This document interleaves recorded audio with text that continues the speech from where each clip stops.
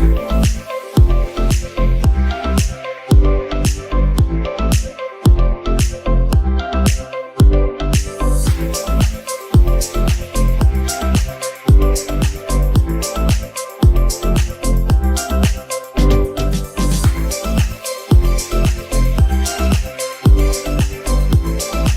morning. Thank you for joining me on this live webinar. Hope you're having a good day so far. Thanks for getting involved in the chat already. So if you want to open up your chat, just give us a message. Let me know where you're dialing in from today. We've had record numbers of people register for today's webinar, so we're just letting them in from the waiting room, which is really good. So I'm going to be talking about how AI is changing user behavior on websites and asking you the question, is your website falling behind? So just as we start, a very quick introduction to myself. My name is Will. I'm the founder and managing director of an agency called Webbox. We help our clients with their websites and their marketing campaigns and have been doing so for the last 17 years. We work with the likes of DS Smith, the NHS, Fevertree, St John Ambulance, and many more to improve digital performance through continuous improvement. And what I actually love doing day in, day out is working with businesses to find the right digital solution for their challenge. That's enough about me, but if you do want to connect on LinkedIn, feel free to scan the QR codes and connect with me. It'd be great to stay in touch. Now, before we begin, just a couple of things to say that we are recording today's session, and I'll share a copy of that with you over the next couple of days. Also, I want this to be interactive. So today, please keep your chat window open or your Q&A box. I'll watch both. And it'd be great for you to submit questions as we go through this content, and I'll give some time towards the end to answer those live for you. This is also a CPD accredited webinar. So if you are earning points towards an accreditation at the moment, if you're doing CPD in your workplace, then I'll give you the details of that towards the end. And finally, we always love your feedback on these sessions. So please keep sending it in to us. If you do have any feedback, please share it with me directly. Or if you'd like to share on socials, you can tag us at Webbox Digital. So let's make a start. And first up is this quote: "Your website isn't broken, it's just misaligned with users' expectations." Do you know what? Most websites are not failing because of bad design or poor tech or lack of effort even, but they are struggling because users' expectations have changed, but most websites have not evolved at the same pace. And of course, AI is a big part of that shift. It's changed how people search, how they expect to find information, and how quickly they want to make decisions. So what worked, let's say, 12 months ago, often doesn't even work today because expectations have moved on and they're moving on at pace. So in this session today, I want to share with you where we feel the gap is and what we can do collectively to close that. So I'm going to break down this into 5 key shifts that we're seeing across the data that we analyze. Hopefully a lot of these you'll resonate with as well. And they're all areas where users' expectations have changed the most. And what we identify in our audits is where websites are falling behind. Okay, so let's get straight into it. I'm going to start with the first point here. So the first shift we're seeing is around clarity and speed of understanding. You know, users don't explore websites the way that they used to. They expect to land and immediately understand what you do, who it's for, and what they should do next. You know, remember back in the day, people wanted their stats to show that users were staying on the website longer. But actually, I think nowadays it's almost the inverse. If people can find information quickly, then it's about how quickly they can stop on your site, complete an action and move on. So we need to be looking at this differently from previous KPIs that we might have monitored. So what we see time and time again, especially in our audits, is that websites are making users think The messaging is unclear. It focuses on services rather than outcomes, and key information is often buried deep within the navigation or many clicks away from them. And the result of all of this is that, look, users don't stick around. They don't stick around long enough to figure it out. That cognitive load is too much and they just move on. Now, this isn't just a user experience issue, it's also a commercial one. Because if users don't get it within a few seconds, well, what do? They leave. And that means wasted ad spend, lower engagement, fewer inquiries or sales. So actually, you're not losing bad traffic, you could be losing good traffic. And we certainly don't want that for our businesses. So what can we do about it? What are the actions? Well, I'm going to give you 2 suggestions here. First up is focus on the first 10 seconds. So can someone land on your site and immediately understand what you do, who it's for, and why it matters? And if they can't, then we need to address that first 10 seconds and ensure that that experience is as smooth as possible. You need to lead with the outcomes and not just internal jargon or language, and remove friction in how people find information. Now, of course, we can help users find the answers faster, and this is where AI starts to play a really practical role. So users are now used to typing natural language questions, not just clicking through menus. And therefore, features on websites like an AI-powered search can really help surface the right content faster. It can personalize results based on that user's behavior, and it can reduce friction on content-heavy sites. Now, for organizations with lots of services, resources, or information, this is a big win because it removes one of the biggest causes of drop-off, which is ultimately just not finding the information that you need quickly enough. Now, today I wanted to launch a poll because some of the feedback that we've been getting is that actually it's really helpful to understand what other marketers are doing within their business, so that kind of peer learning. Now, unfortunately, when testing this Zoom just half an hour ago, the polls have stopped working. So I'm going to use the chat if that's okay. So my poll question for you today is, do you currently use AI to power your website's search feature? And the answers are basically just a yes or no, or maybe not sure. So if you just want to open up the chat, pop in a yes, no, or not sure. Okay, yeah, lots of no's. Excellent. We've got a few yeses coming through. Some through a chat bot. Okay, some not sures. Okay, great. That is fantastic. Lots coming through. Do you know what? If I were to summarize this, it would be that the vast majority of people have said no to this question.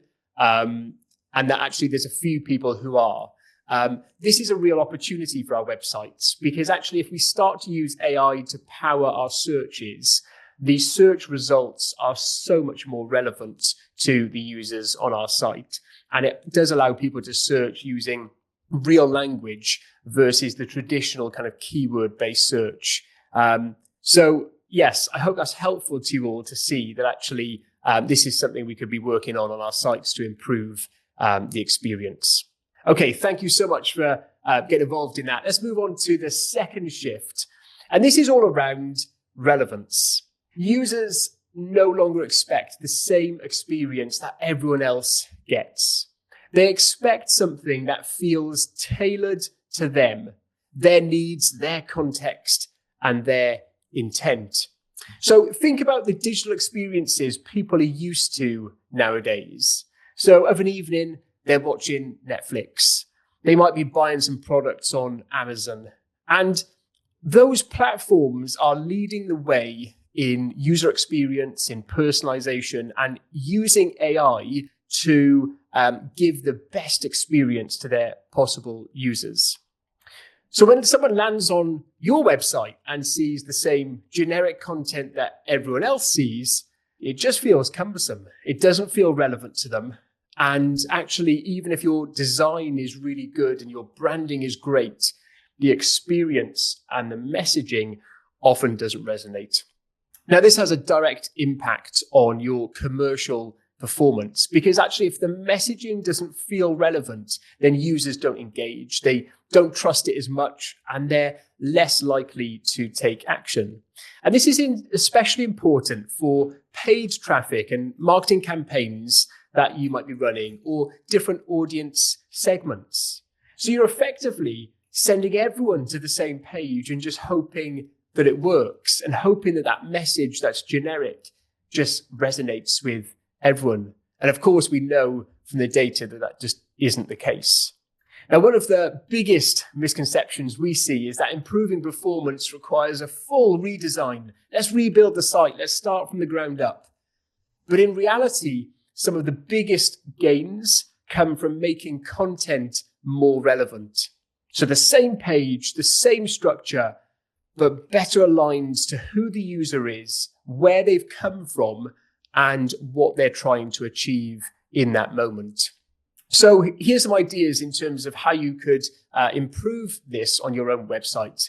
So first up, let's start with some light personalization. Okay, so you don't need to jump in straight away to complex AI setups, right? Because we all know you can go down a rabbit hole. Okay, let's start simple, right? Let's take the first stepping stone.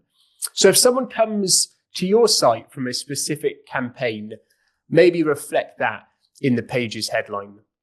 Or if they're in a particular sector and we know that, then maybe show some real relevant proof. Or if they're in early stage consideration or high intent consideration, maybe adjust your call to actions accordingly. And these are small changes that you can make on your website, often relating to the content that can have a big impact on conversions. Now, second idea is, of course, AI makes this more scalable. And this is where AI becomes a lot more powerful because it allows you to segment users in real time and adapt content dynamically and continuously improve based on user behavior. So actually, instead of just guessing what works, your website starts to learn and adapt over time. Now, again, I can't launch a poll on Zoom today, but I do want to ask you this question. So do you currently use AI to personalize content on your website? So again, just a yes, no, not sure in the chat. That'd be great. So open up your chat window, yes, no, or not sure. Great, lots of responses coming in. I'll keep this open for a bit more. So yes, no, or not sure to, do you currently use AI to personalize content on your website? It's really good to see a couple of yeses here, but I think we can all agree the vast majority are saying no in this instance. Again, this is a great opportunity to increase the engagement of your site by using AI to tailor and personalize the content. And I want to be really clear about this. This is happening on the fly in real time, as opposed to just writing content using AI. Okay, there's a big difference. But it would be a great opportunity for you guys to explore as personalization and segmentation becomes more and more important. Okay, great. Thank you for getting involved in that poll. I'm going to move on to the third shift that we're seeing, and this is really around effort. And I've mentioned it already, cognitive load on users. So users today have very little tolerance for friction, right? I think we can all agree on that. If something feels slow, confusing, or difficult, users often don't push through that. They just leave. And that's the biggest issue for us as marketers, is how do we make it frictionless? Now, there's a clear behavioral shift here because AI tools have trained users to expect immediate responses. And beyond AI, the best digital experiences out there are fast, they're simple to use, and they're intuitive. And that becomes the benchmark, not your competitors. I just want to dwell here for a moment because so often we get fixated on our competitors and what they're doing. And if they've moved forward a step, then we need to move 2 steps forward to get ahead of them. And we really focus on competitor analysis. And I'm not saying that that's not important, But actually, sometimes we can really go down the wrong path by obsessing and focusing on that. Actually, I would want to suggest today that a better path to go down would be to focus on those that are giving the best digital experience, regardless of whether they're in your sector or not. And actually, that becomes the benchmark for you. So if you considered how the Netflixes of this world and the Ubers of this world and the Amazons of this world do workflows or personalized content or adapt user experience in real time.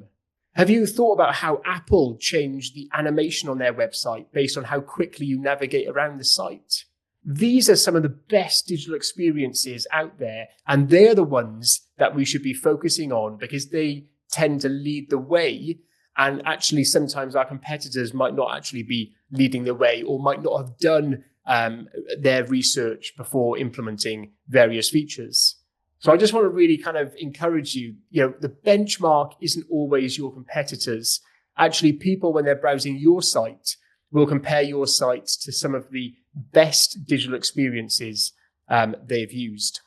Now, of course, this comes with a commercial impact because, this is where a lot of conversion is lost, okay? Because it's not necessarily that users aren't interested, it's because actually something in the journey slows them down or just puts them off. And if that friction is there, ultimately you will see a loss in conversion.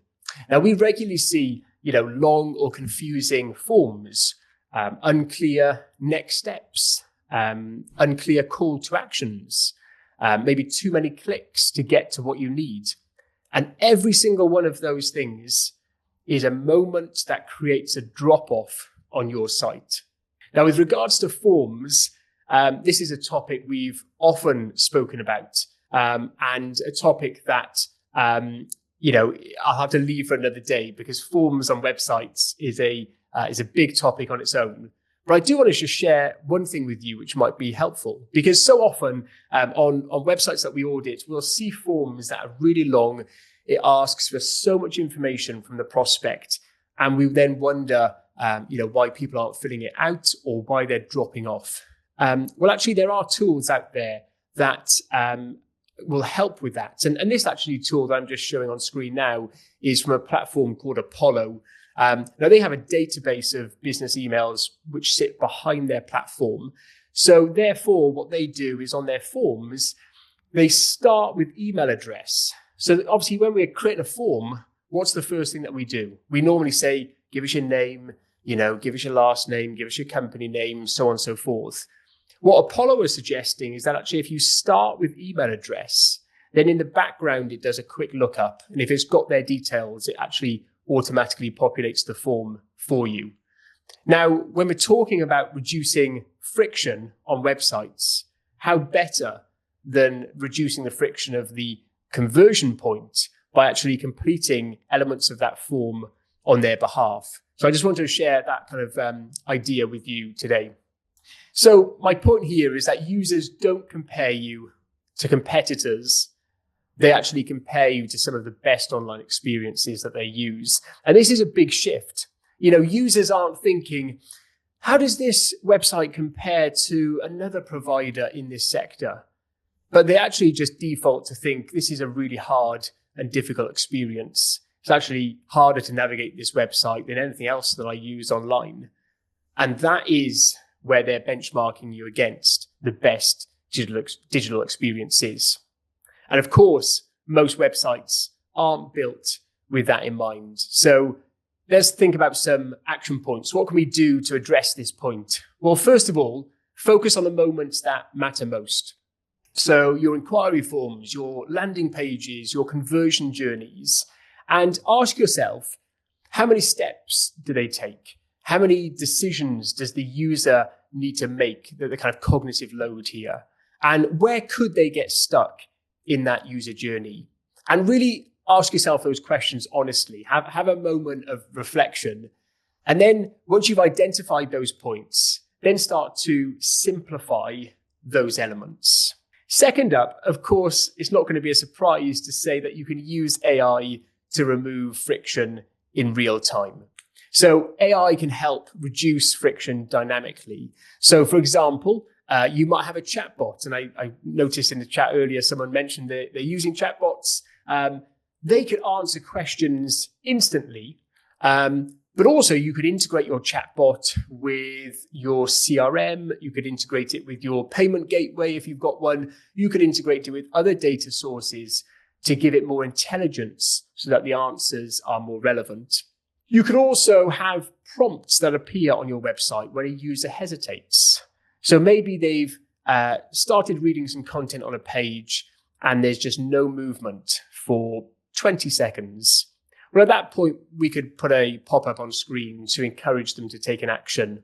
Or guided journeys that actually help users find what they need to know, and it guides them to the information that they're looking for. Now, of course, this is not about adding more to your site. It's just about making things easier. So let's move on to our fourth point. This is our fourth shift that we're seeing, and this is around insight. So most marketing teams have more data than ever, but far less clarity on what's actually happening on their website. Does that resonate with you? You've probably got data coming out of your ears from all different platforms, but actually sometimes we just don't know which way to turn or how to make informed decisions. You know, tools like Google Analytics are great at telling you what's happening, but they don't tell you the why. They don't give you that insight. So you might see in the data high bounce rates or drop-offs on key pages or really low conversion rates. But so what? You know, what's causing that? And it's that which really we see marketing teams struggle with, is the kind of so what questions, and actually bringing the insight into the business to turn that around. So often what happens is decisions then get made on opinions or internal assumptions or guesswork. And if we're really honest, that's the last thing that we should be doing. You might look at this data and think, right, we've got a high bounce rate or low engagement rate, whichever way you want to look at that. And you might say, right, what can we do about that? Well, I think we should move the form up and we should tweak some things. But all of those things are based on an educated experience or an opinion or a colleague asking us to do something. But actually, if we can make those decisions based on data, what the data is telling us about how people are engaging with our site, then you'll get to a better conversion rate much more quickly. Now, again, this has a commercial impact, of course, because actually, if you don't know where the problems are, you're probably fixing the wrong things. You probably miss the biggest opportunities, and progress is slow because you might go down the wrong path and have to reverse and go down another path. So actually, nothing really improves. You kind of just stay still and you go around in this cycle. Now, the biggest wins come from behavior insight. What we see constantly is that the biggest wins don't come from big redesigns of a website, though in some instances that might be necessary, but they come from identifying very specific points of friction in real user journeys. So things like where users hesitate, where they get confused, where they drop off unexpectedly, that is where the real opportunity is. So what can we do about that? Well, this shift is a really important one. First up, we need to move from reporting to understanding.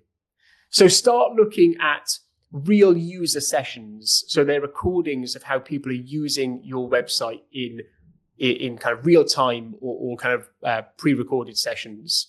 Look for patterns of behavior or where things are breaking down, and then start to prioritize fixes based on impact, not opinion. And of course, that's easier said than done.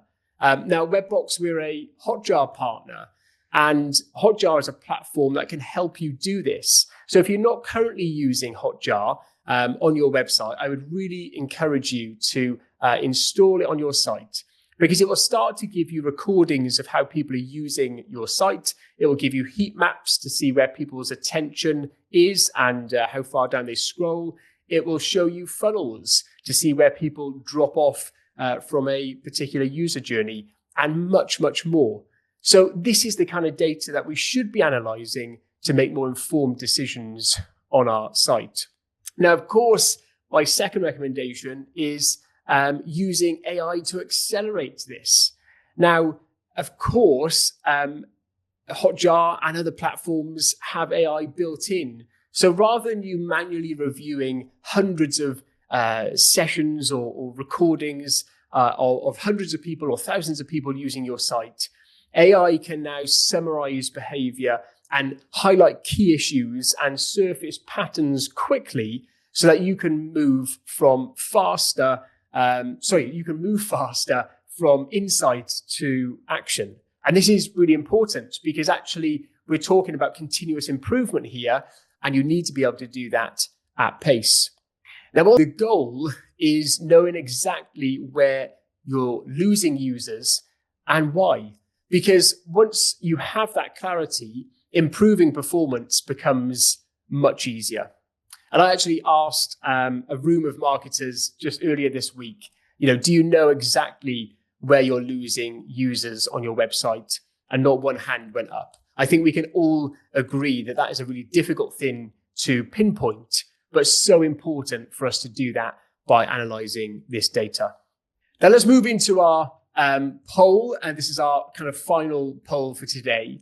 And the question I want to pose to you is, with user behavior changing so quickly, how are you currently making decisions about your website? Okay, now I'm going to give you a few options in the chat, and I will just paste these in. There we go. Because apologies, the poll is not working today. So I've given you some options. Feel free to state something else if you prefer. But the question again is, with user behavior changing so quickly, how are you currently making decisions about your website? So do you use data regularly? Do you rely mainly on instinct? I think we can all resonate with that a little bit. Do you listen to the customer or internal team feedback, or use a mix of these three? Or are you just not reviewing behavior often enough? So feel free to just copy one of those and pop it into the chat. So if you can't see it at the moment, just pop open your chat window. Just copy one of those options if you want to. And let's see what people are saying. Okay, great. There's lots of responses in the chat at the moment. Thank you. So just reading a couple of them now. So a mixture of instinct and customer feedback. All three, but mainly data. That's great. Customer feedback, which is always good to review. So that's fantastic. Google Analytics, subscriber surveys, and Hotjar. It's great. Instinct and listening to what clients do. Okay, great combination, but mainly high-level data. Okay, fantastic. Data-led, great. Mainly data, fantastic. What I'm really pleased to see here is that there is a good mixed bag. But if you would honestly ask yourself the question and potentially choose that last one, which is that you're not reviewing behavior often enough, I'd really encourage you to set some time aside to review more of the data that's at your fingertips, so that you can make more informed decisions about improving your website's experience. Okay, let's get on to the fifth and final insight that I want to share with you today. And this is around how websites are managed over time.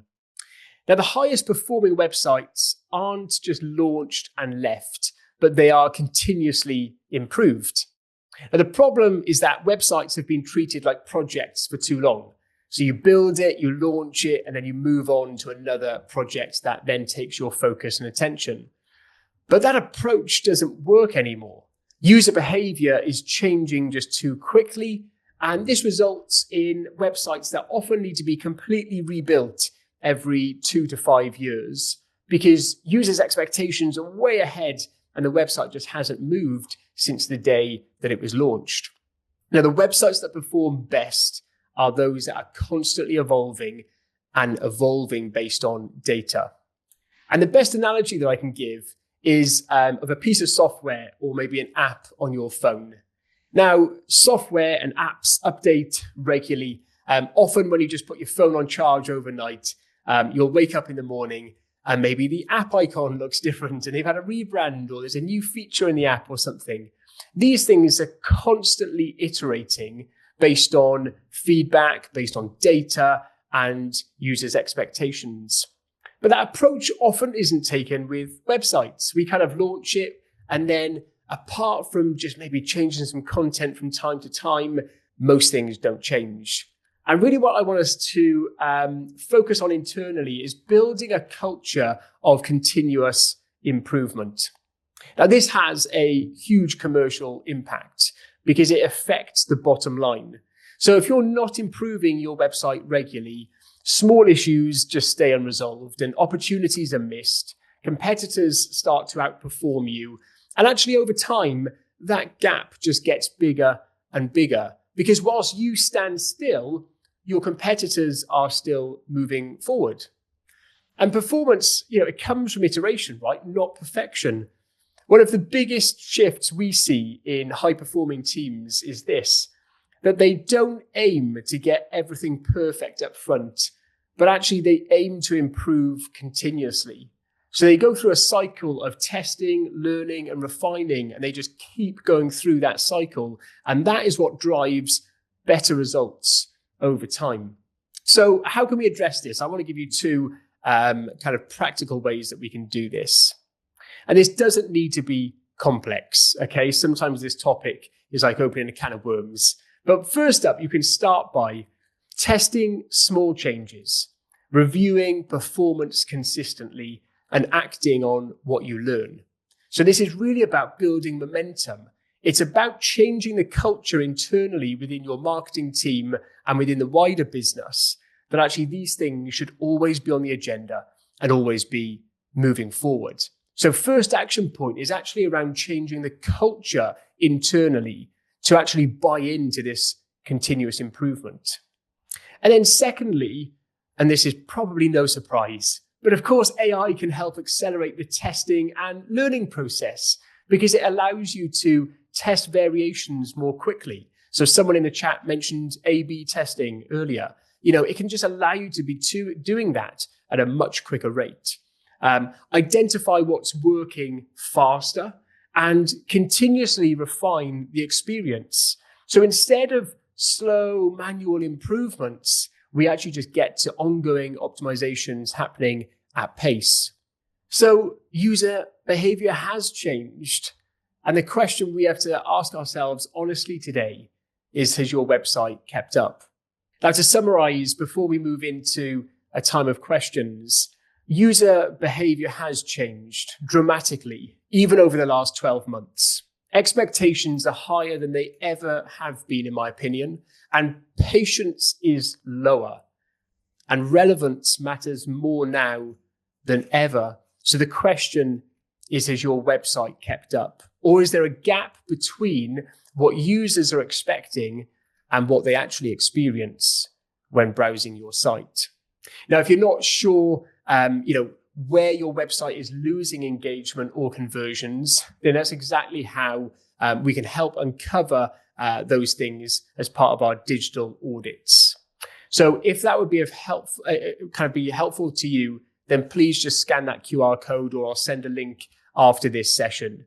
And we can arrange a tailored audit of your website or campaign to understand where the gap is, where you're losing engagement or conversions, and how we can close that for you. So all you need to do is scan that QR code, fill in the form, and we'll be in touch. As I say, I'll also share a link with you afterwards. Now, just before we open the floor to some questions, I just want to make you aware of some of the upcoming webinars that we have over the next couple of months. So we've got some new and hopefully insightful topics to bring to you, and all of these webinars remain CPD accredited.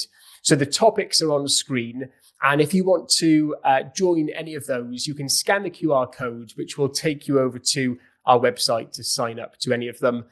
So please do get involved. We'd love to have you on any of our upcoming webinars. Now we're going to move to a time of questions. So if you do have any questions, please feel free to pop them into the chat or even to the Q&A window, and I will do my very best to answer those for you. So I'm just going to scroll. Oh, I've just seen a comment from Joanne. So the QR code doesn't work. Okay, thank you for letting me know. I will send you a copy of that link afterwards in my email. So thanks for the heads up. Okay, great. So I'm just going to look at the chat first, and then I'll move to the Q&A just to answer some of the questions in there first. So, okay, so I've got one here. Would chatbots not also cause frustration? Our USP is real people behind the service, which is another thing. Okay, really good question, Yasmin, because chatbots, I always describe them as like Marmite. You know, you love them or you hate them. People have this love-hate relationship. And I think that is because in the early days, they were just so poor. And people got really frustrated by the fact that they didn't answer the question. I kind of nodded towards what chatbots can do earlier in this talk. And I think that's really kind of where you could take this. So if your chatbot is just standalone and it's basically a glorified Q&A, I would agree with you. It's probably not going to service your clients well, especially being that your USP is real people. However, if your chatbot is integrated with wider kind of data sources within your business, so your CRM, your payment gateway, your CMS, your kind of knowledge documents, your internal processes, as much as you can give it, but these are often integrations into other platforms rather than just giving it textual data, then the chatbot can actually become really useful and proactive. So I'm happy to delve into this another time, but I think if you can get to a point where the chatbot is at that level, then actually I think it can be a real help to many businesses. Okay, great. So just coming down. So yeah, Rob mentions Microsoft Clarity, agreed. Yeah, that's another alternative to Hotjar. Both of them have a free plan, so worth exploring both. Another question is, how does Hotjar work together with Google Analytics? Okay, so at the moment, there's not necessarily direct connections, but you can basically put the data from both sources into an LLM to start to analyze that data. So Hotjar really, I would describe it as more of an independent platform, but it's doing something different to Google Analytics. Google Analytics is more about tracking what's happening on the website in terms of users and events. And Hotjar is more about user behavior on a site. So what do they do on the site rather than just number of visits and clicks? Great question. So thank you for submitting that. Right, just coming down here to see if there's any other questions in the chat before I move to the Q&A. Developing the best place to start. Okay. Great question from Rianne. So we're quite behind on AI. Where is the best place to start? That's a really good question, because I think when you start to open this door, it can be really confusing. There's lots of different tools and platforms out there and options that you could opt for. I think actually it's best to start simple. One of the easiest ways to start, and I would also say kind of gives most value in the early days, would be probably one of the first points in this talk about using AI to power your website search. Is a really quick way to understand how people are searching on your site, to give better search results to users. And it can often reveal insights that you might not have got otherwise by tracking what people are searching and the results. Now, there's a million ideas I could give you, but as a starting point, personally, I would start there and see how that works for the organization. Question from a few people about the recording. So yes, the recording of this session will be shared shortly. Question from Paul. We use an AI chatbot. We're using keyword-based workflows. Would you recommend a choice-based prompt workflow over this? So, Paul, really interesting topic, because I think the whole kind of way that most chatbots are set up is like I say, a glorified Q&A. You know, you give it lots of knowledge, and you give it a couple of workflows and you let it do its thing. That can be sufficient for some businesses, but I actually think nowadays you need to give the chatbot more data, more understanding of really kind of niche scenarios, rather than just pump it with some Q&As. So I'm not going to address the fact that maybe a choice-based prompt might be better. I'm actually going to kind of go almost one step further to say that your chatbot really should be integrated with more sources than just what you can give the platform itself, to give the best experience to your users. And again, I'm happy to chat with you about that afterwards, Paul. All right. Thank you. Another question actually from Jennifer about chatbots, which is really interesting. Seems to be a topic on a lot of people's minds. So we're worried that chatbot will provide answers and the opportunity to build a personal rapport with caller or details to contact them after may mean we lose the inquiry. Okay. I would almost kind of flip that on its head. So you could look at it as the chatbot has almost taken a lead away from the business because it's dealt with it for you. However, we are increasingly in a faceless generation where people just want to find the answer without having to pick up the phone or arrange a call and so on. So I appreciate this is a general statement and there's lots of different sectors represented here on today's session, but allowing people to contact you and find an answer without them having to speak to someone, I think is an advantage to some users. Now, of course, as part of a chatbot conversation, you can still ask for someone's details up front, and that could be positioned as in case this call or conversation gets dropped, we can then get in touch with you. In fact, I interacted with a chatbot this morning, and that was the first question I was asked was, what's my email address? So it is possible to do that. And then, of course, you could have a workflow in place to follow up with those people after they've used the chatbot. So yes, I understand it does lose a little bit of the personal rapport building, but I think there's also other benefits which outweigh that. Question from Marston. So is the AI website search an external tool? Yes, it is. There are many available on the market. So just to give you one name, you could use Recombi. And Recombi is a platform that would plumb into a website and provide that kind of functionality. But there are lots of platforms on the market to use. Okay, so question from Joe, slightly off topic, but that's okay, Joe, is do you have any advice for using Hotjar or Clarity? I often get tasked to find potential improvements for our website, but find it quite time consuming for a little reward. Really good point. I think this is what we hear from a lot of marketers, Joe, is that they've got so much data at their fingertips, but actually understanding what they should do to make those improvements and to kind of interpret the data is where the gap is. Now, this is not a sales pitch, but at Webbox, we do have a specific service which is called Conversion Insights, and that is geared up for that particular scenario. So Conversion Insights is all around using data from platforms like Hotjar and Google Analytics and bringing to the table 10 or 15 recommendations that you could make improvements on your website based off of that data. So we certainly could advise in that area. Okay, great. So question from Jenna as well here. Oh, sorry, no problem. That's fine. I can send her a copy of the recording shortly. And I'm just going to pop in the chat as well, the recommendation. Okay, great. Just have a look at the Q&A then. So question from Emily here.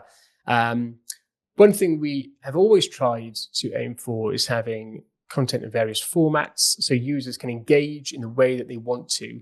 So having the same information in videos, FAQs, and longer form written content. Is this something that would still be recommended in the current landscape? Yes, but I want to kind of just step back and look at the bigger picture, Emily. So one thing that's working really well, specifically for AI visibility, is actually building brand reputation and authority within your area of expertise. Now, when I say area of expertise, that might be referred to in the industry as like topic authority. And what's important is that you build up content on your site that makes you the authority on a particular topic. So the content isn't focused so much about keywords and ranking on Google for keywords, but it's about being the authority in your space. Now, if I come back then to the question, actually, yes, having it in multiple formats will work, but I think that just needs to be done strategically so that there's some really good internal linking, so that your blog post on a particular topic might link into some FAQs which relate to that topic, which also link into a longer form content about that topic. And all of those things create yourself a topic hub. And that topic could expand over time. And then you might have another topic hub on a slightly different area of expertise. And again, you start to build it out. So I would say, yes, it's a really good approach, but it's really important that these things hang together as part of the wider strategy.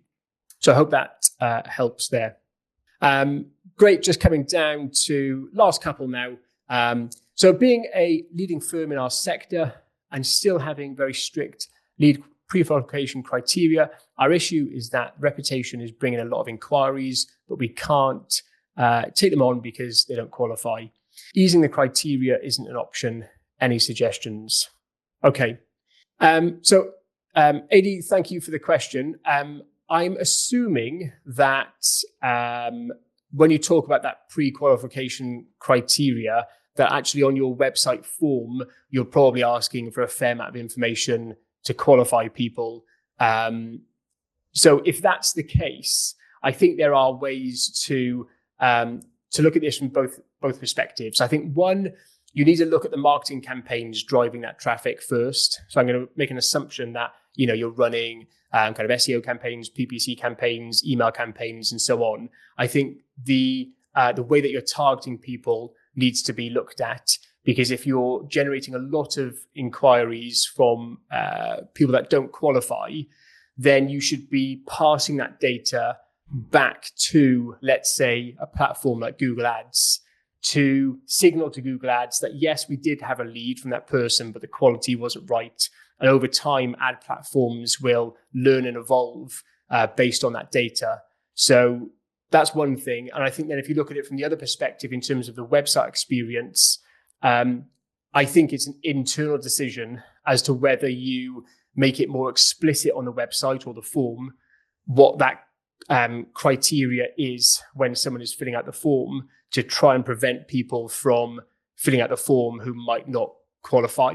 But that is a business decision, because some organizations that we've worked with might still want the inquiry because they could do something else with it, even if they don't match their perfect ICP. So this one is probably worth a further conversation. So yeah, I'm more than happy to kind of take this offline, but they would just be my initial thoughts off the back of that. And I hope that's really helpful. Great. So a question from Sam. Let's make this the final one. So Sam's asked, are you able to provide some examples of AI-powered site searches? Certainly can. Sam, I will follow up with you just to send you some links, okay, to sites that are using AI to power their searches. And if you've got any questions off the back of that, just let me know. Okay. Great. I'm just double checking here. I think we've got all of the questions answered. Thank you so much for getting involved. Yes, yeah, Lucy, I'll make sure everyone's got. Yeah, great. I'll share them to the wider group. So I'll make sure everyone's got links to sites that use AI for search for sure. No problem at all. So thank you ever so much for getting involved with those questions. Just to say that if you are doing any sort of CPD training at the moment and you're earning points for that, all you need to do is scan this QR code just to redeem a certificate, just to say that you've been on this session. So if that's helpful, I will also send that QR code out after in case you've missed it. But for today, I just want to remind you, if you think that we could help in this area, then you can use the QR code in the top left to request an audit from us. and we can be in touch to arrange that. But I want to say, my main point is just a big thank you for joining this session today. As I say, we've had record numbers register for today's webinar, and I really appreciate everyone taking time out of their day to join this session. So thank you, and we will be in touch with the recording and resources as soon as we can. So thank you so much, and enjoy the rest of your day.